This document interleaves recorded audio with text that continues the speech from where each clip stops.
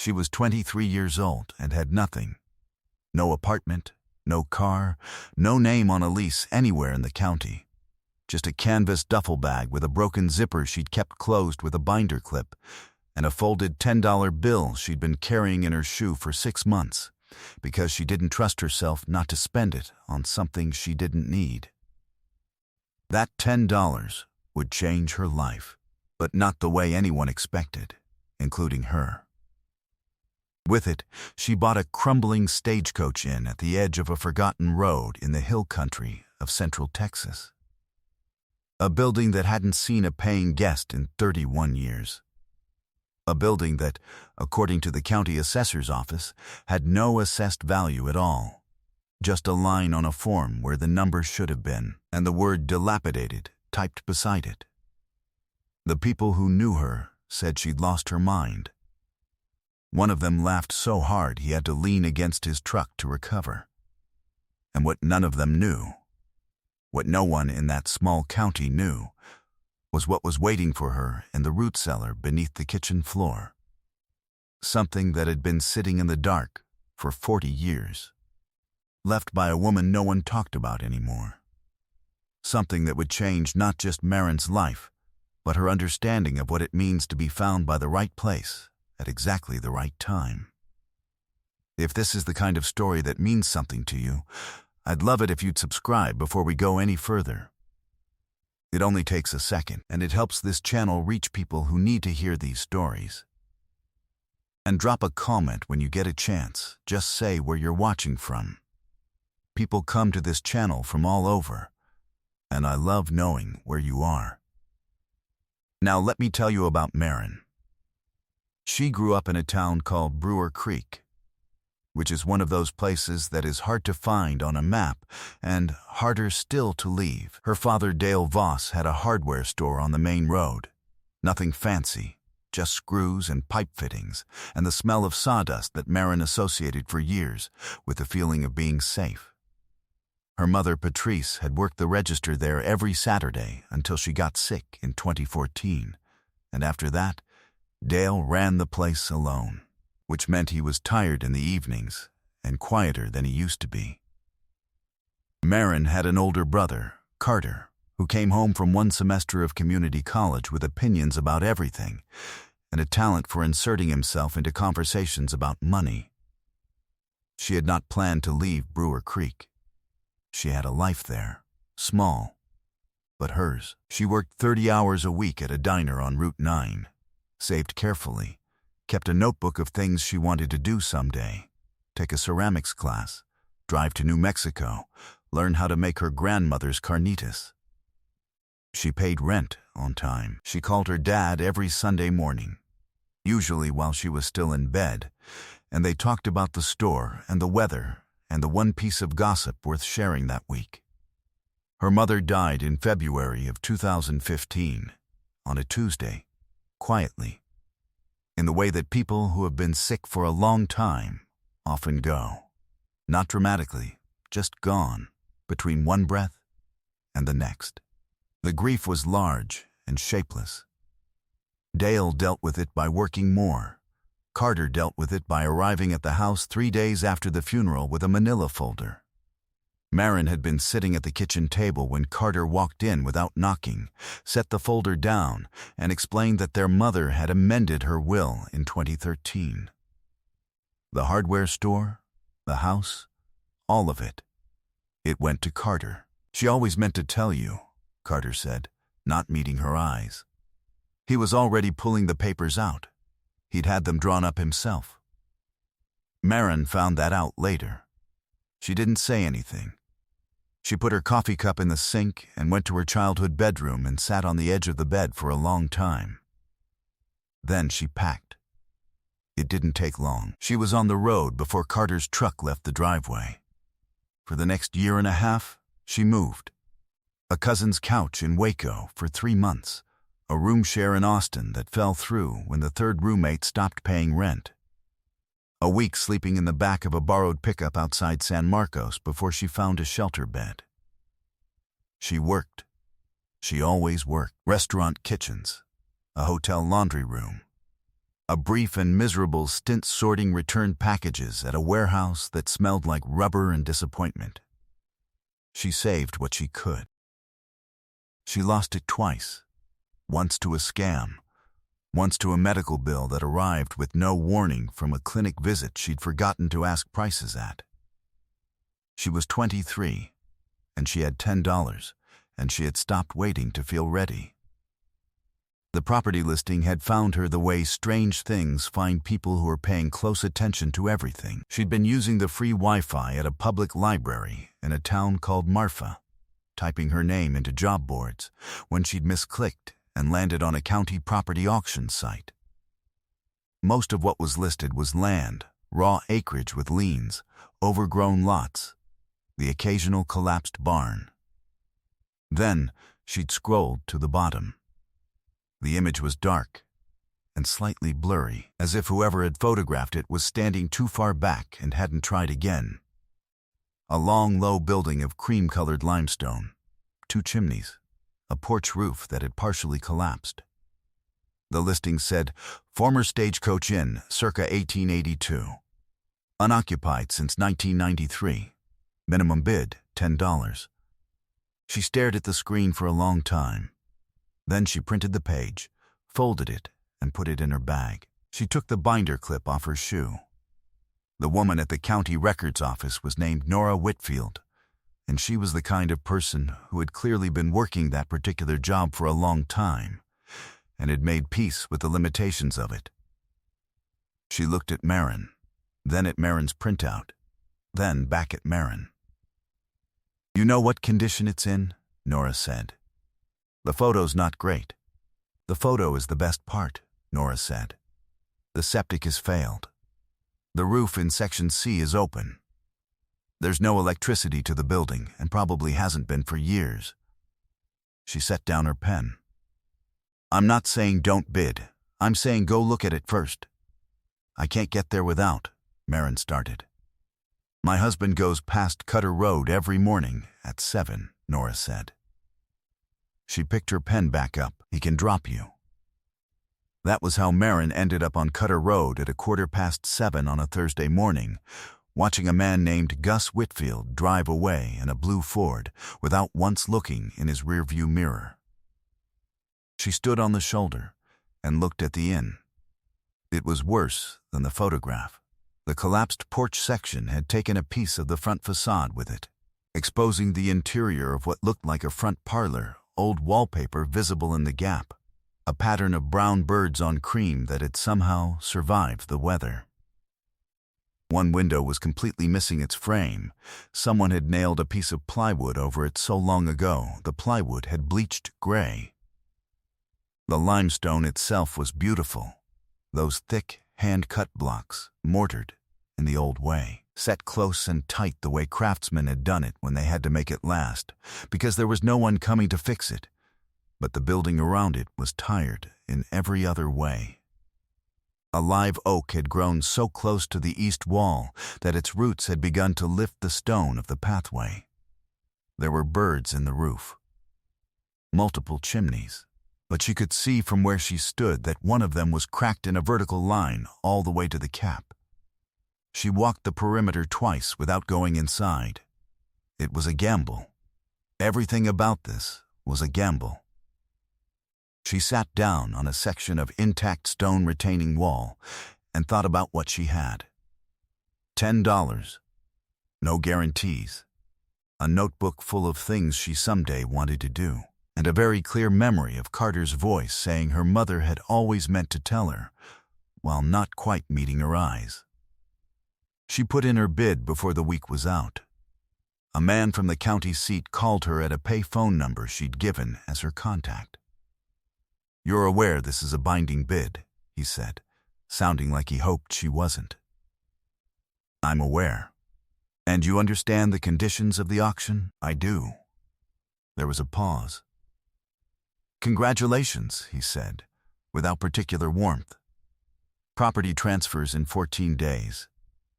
What she didn't know, and what she would only understand months later, was that 2 other people had tried to buy the property in the past decade. Both had pulled their bids after inspection. The county had stopped trying to explain why. 14 days later, Marin stood in the room that had once been the inn's front parlor and felt the floor give very slightly under her left foot. Not collapse, just shift, like a breath. She looked down. The floor was wide plank pine, darkened with age and grime, but solid enough everywhere else she'd walked. Except here. She pressed the heel of her boot down again. It moved. Not the way a rotted plank moves, more deliberate than that. She crouched, pulled out the small flashlight she'd been carrying in her jacket pocket since the day she'd bought a $9 flashlight at a gas station, and decided to invest in her own survival. There was a seam in the floor. Not a crack, a seam. A rectangle, about 2 feet by 3, that had been cut into the boards and fitted back so carefully that the grain almost lined up. A hatch. She sat back on her heels. Whatever was down there had been hidden on purpose. And it had stayed hidden for a long time. If you're enjoying this story, it means a lot to have you here, and if you haven't subscribed yet, now's a good time. The next part changes everything. There was a pull ring set flush into the wood, so corroded that at first she thought it was just a nail head. She worked at it with her thumbnail. Then with a key she found in her pocket. Then she pried it up with a flathead screwdriver she'd borrowed from Gus Whitfield the day before. The ring lifted free. She got her fingers under the hatch. It was cold air that hit her first, not damp. Dry, actually, drier than she expected. The kind of cold that lives underground and doesn't change much with the seasons. She let her eyes adjust. The flashlight picked out stone walls, the same limestone as the inn's exterior, this time unfinished, the blocks rough cut and slightly irregular. The root cellar was roughly 10 feet deep and perhaps 20 feet across. Stone shelving along 3 of the walls at various heights, and on the shelves, things orderly, arranged, clearly placed by someone who intended to come back. She went down the ladder slowly. Up close, she could see mason jars, dozens of them, sealed with wax over the lids in addition to the metal rings, an extra measure of care. Some contained what looked like dried herbs. Some were labeled in a small, precise handwriting with names she recognized. Rosemary, thyme, something called bee balm that she'd have to look up. There were wooden boxes, flat ones like the kind thread used to come in, stacked and numbered. There were 2 leather ledgers, water spotted on the outside but sealed inside a metal deed box that had done its job. And there was a letter. It was in an envelope, unsealed, propped against the deed box like it had been left there yesterday. The envelope had a name on the outside, to whoever finds this. Marin sat down on the stone floor. She read. The letter was from a woman named Celestine Doyle. The handwriting was the kind taught in school in a different era. Deliberate, slanted, each letter complete. Celestine wrote that she had run the inn from 1961 to 1993, first with her husband Ray, and then alone after Ray's heart gave out in 1979. She wrote that she'd had no children, that she'd had a falling out with her only remaining family over the disposition of the building, and that the argument had become a wound that never healed, that she had left the inn in the fall of 1993 at the age of 71 because she could no longer manage it alone, and had gone to live with a woman from her church named Gloria Reyes, who had a house in Uvalde and a garden and enough kindness to share with someone who needed it. She had come back to the inn one last time, in December of 1993, to leave the things she didn't want to take with her, but couldn't give to anyone she knew. I want whoever finds this to know, Celestine had written, that this place fed people for 32 years. Not fancy people. People passing through who needed a meal and a dry room, and someone who wouldn't ask them too many questions. I kept a ledger of everyone who stayed, when I could get their names. If you look in the numbered boxes, that's what those are. Names and dates and whatever I could remember about them. Some of them were in trouble. Some of them were starting over. Some of them just needed a night that was easy. I hope whoever finds this is one of those people, she wrote. Starting over. I hope the place still has something left to give. At the bottom of the letter, in slightly shakier handwriting that looked like it had been added at a different time, there was one more line. There is also the matter of the box behind the loose stone on the east wall, third shelf from the bottom. That one is important. Marin sat with the letter for a while. Then she stood up and found the east wall. She found the loose stone by pressing each one in turn until one gave, slightly, not dramatically, just enough to know it was different. Behind it was a cavity, narrow, about the size of a shoebox. Inside the cavity was a tin box, the kind that might once have held Christmas cookies. The lid was stuck. She worked it with the screwdriver. It opened with a sound like a small sigh. Inside, 47 savings certificates from a bank in San Antonio, each one made out to Celestine Doyle, and each one carrying a specific dollar amount. The earliest was dated 1964. The most recent was 1991. She had been buying them steadily for nearly 30 years, at the rate of roughly 2 per year, keeping them in a root cellar beneath the inn she ran alone on a dirt road in the hill country. The total, when Marin added them up 3 times on the back of a receipt from the gas station where she'd bought the flashlight, came to $187,400. She sat in the root cellar for a long time after that.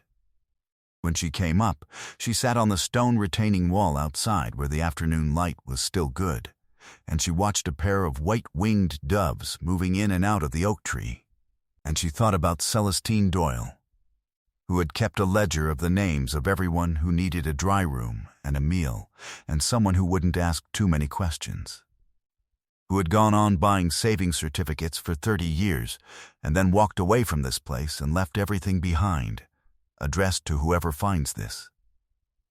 She thought about what it takes to believe that someone will come. What happened next was not quick, and it was not easy, and it did not resolve itself in a month or a season.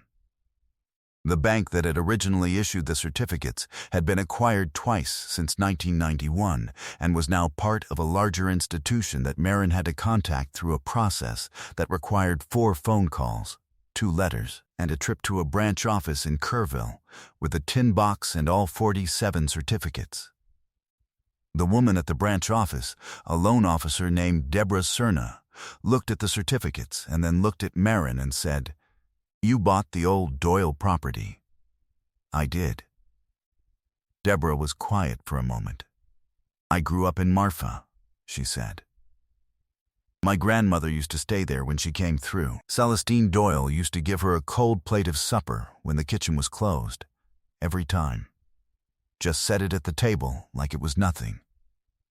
She set the certificates down carefully.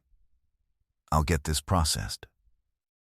It took 3 weeks for the certificates to clear and the funds to be verified. The total, with what the bank told her, was the appropriate accumulated interest, a matter that required a meeting with a different department, and a senior manager who clearly found the whole situation unusual, came to just over $220,000. While that process was underway, Marin was sleeping in the front parlor on a camping mat she'd bought at a thrift store in Kerrville for $4. She had no electricity. She had a propane camp stove and 3 pots.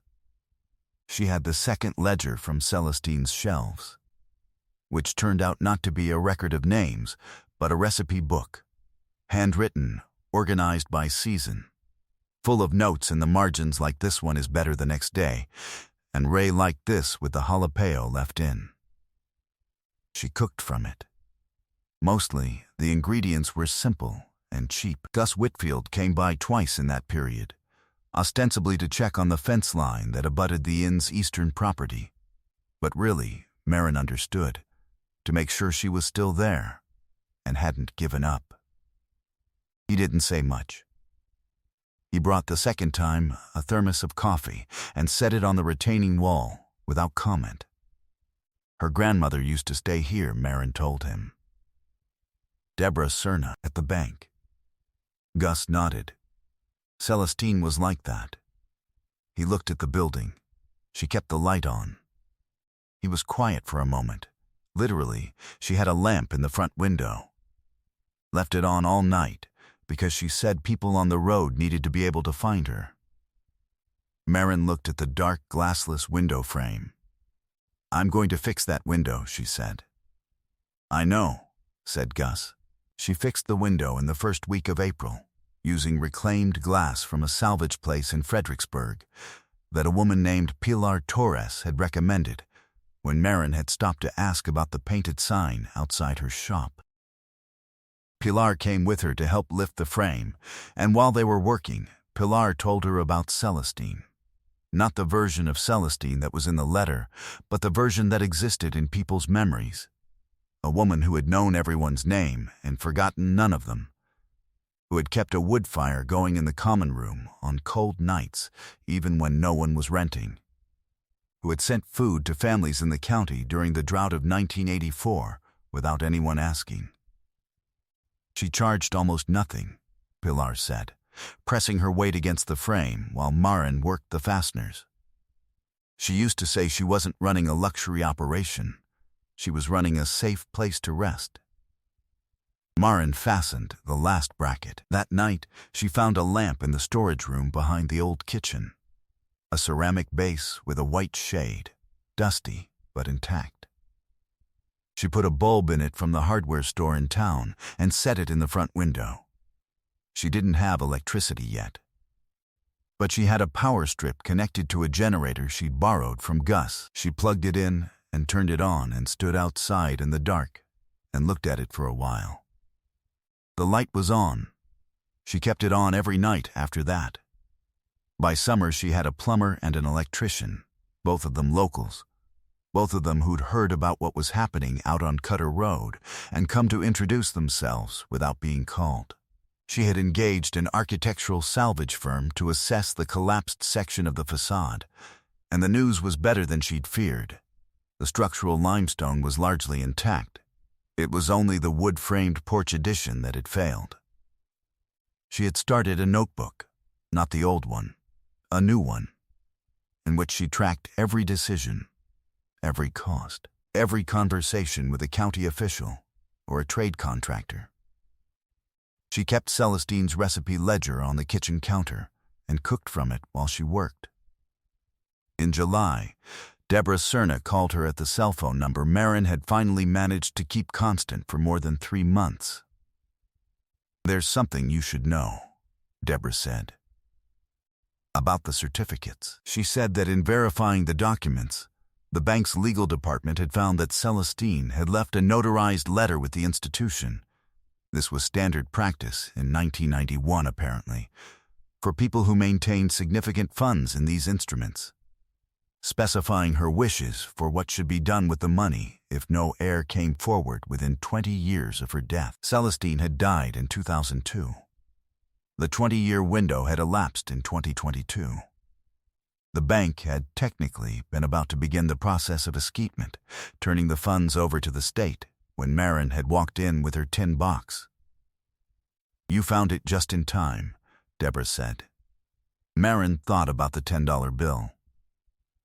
The binder clip, the misclick on a county property auction site in a public library in Marfa. "What did the letter say?" she asked. Celestine's letter. She wrote that if someone found the property and made good use of it, Deborah said, she hoped the money would follow. She was quiet for a moment. She was specific about that.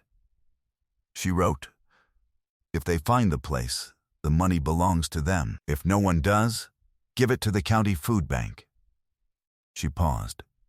"You found the place," Deborah said. "Carter Voss called her in August. She didn't know how he'd heard, probably through their father, who she still talked to on Sunday mornings, though the conversations had changed shape since everything had. Carter said he'd been thinking about things and he thought maybe they'd gotten off on the wrong foot, and he wanted to know if she was doing okay and what exactly was going on with this inn he'd heard about. She said she was fine. She said the inn was coming along. He said he might want to come down and see it sometime. Sure, she said. And then she said she had a plumber coming, which was true, and she needed to go. She said goodbye. She meant it kindly. She did not call back. Her father asked about Carter when she called the following Sunday. He reached out, she said.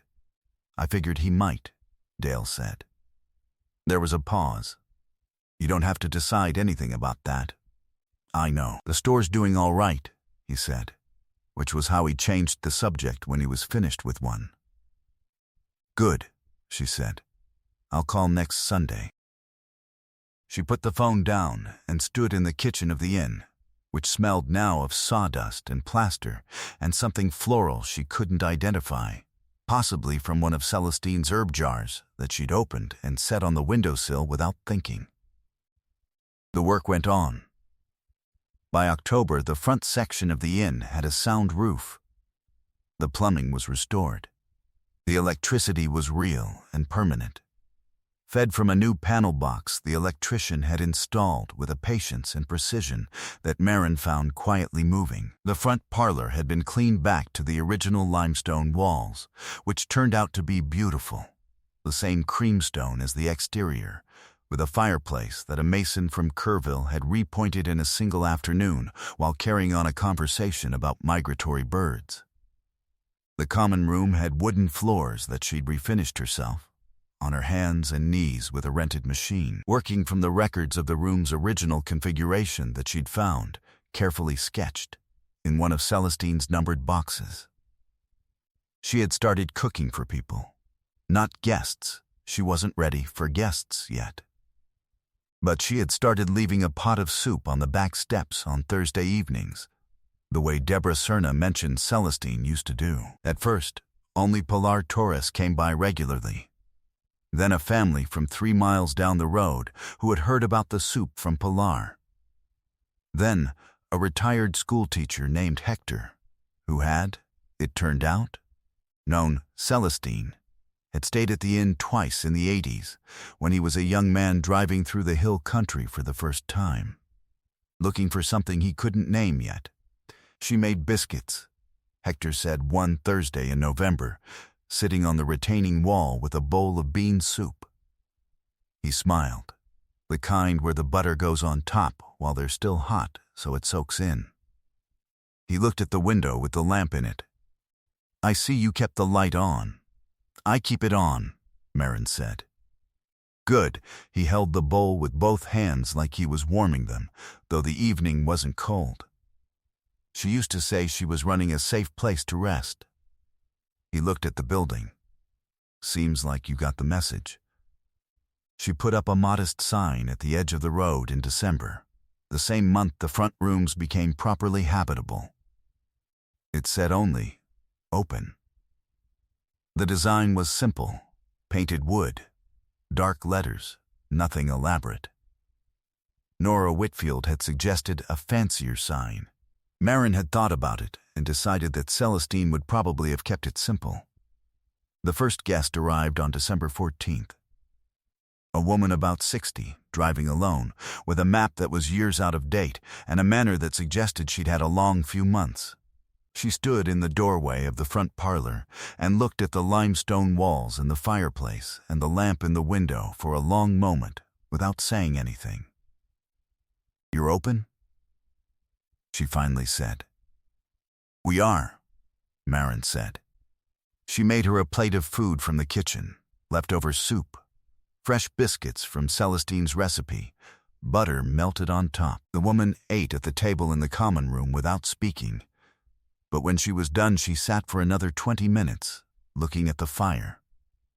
And then she said thank you in a way that meant more than the words. Marin thought about that for a long time.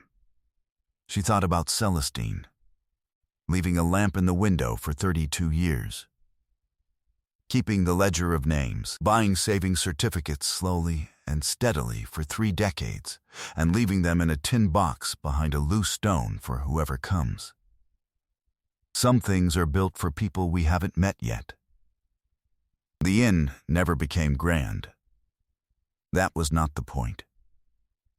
By the following spring, it had 4 guest rooms functional and 2 more in progress. It had a kitchen that ran on Celestine's recipes, supplemented by things Marin had taught herself, and a few contributions from Pilar and Hector and the family down the road.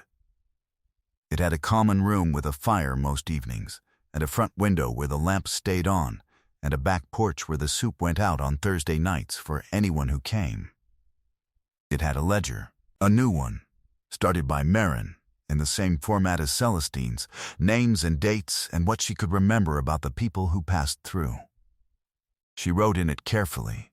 She kept it on the kitchen shelf beside the old one. Nora Whitfield stopped by one afternoon in April and stood in the common room looking at the walls. "This is not what I expected," she said. "What did you expect?" "Something louder." She touched the stone with one finger. People usually make more noise about what they've done. Marin thought about Carter's phone call. The folder. The silence in the kitchen after. "It doesn't need to be loud," she said. It didn't. She thought sometimes, in the early mornings when she was up before anyone else, making coffee, checking the fire, standing for a moment at the front window with the lamp still burning from the night before, about the version of herself who had been sitting in a public library in Marfa with $10 in her shoe and nothing in particular to hope for. About the misclick. About the blurry photograph of a building with a collapsed porch and birds in the roof.